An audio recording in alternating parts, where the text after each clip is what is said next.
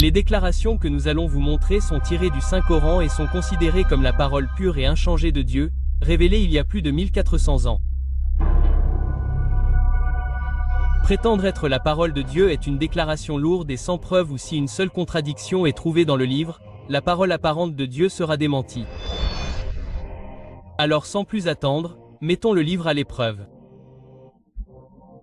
Dans le 23e chapitre intitulé Les croyants, du 12e au 14e verset, Dieu est censé donner une description détaillée de la manière dont l'être humain est formé.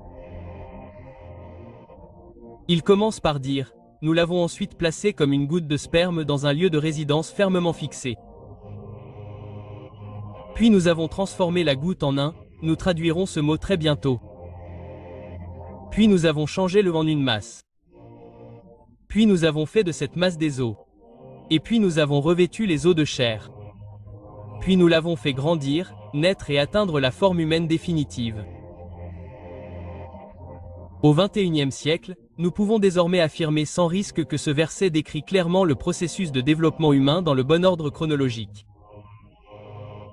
Cependant, nous devrions prêter une attention particulière à la deuxième étape, qui fait référence au développement de l'embryon.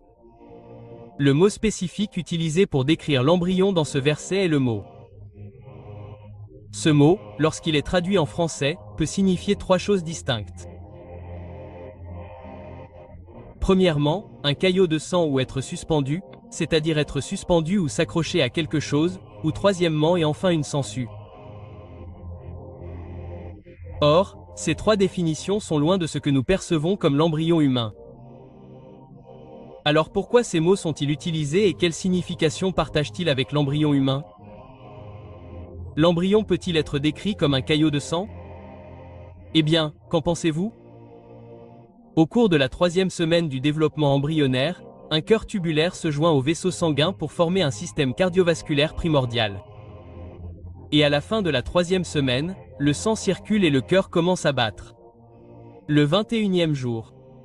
La première chose qui vient à l'esprit lorsqu'on parle de suspension ou de pendaison est le cordon ombilical. Mais nous ne pouvons pas utiliser cet exemple car nous faisons simplement référence à la deuxième étape avant même que le bébé ne soit formé.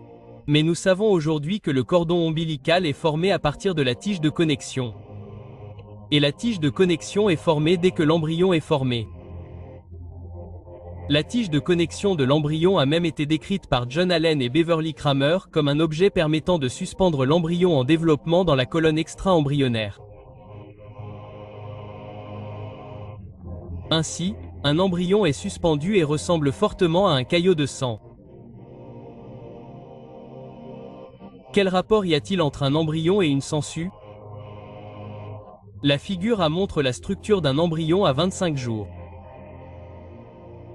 La figure B montre une sangsue. Notez une fois de plus que l'embryon à ce stade n'est pas plus grand qu'un grain de blé. Voici une radiographie de l'embryon à 22 jours. Voici la structure interne d'une sangsue. C'est époustouflant, mais vous n'avez encore rien vu.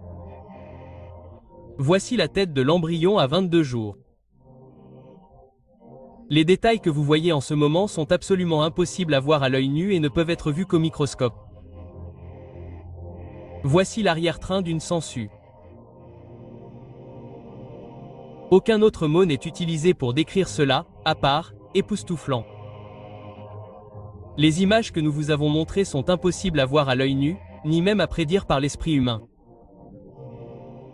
Encore une fois, les versets que nous vous avons montrés ont été révélés il y a plus de 1400 ans à un homme qui ne savait ni lire ni écrire.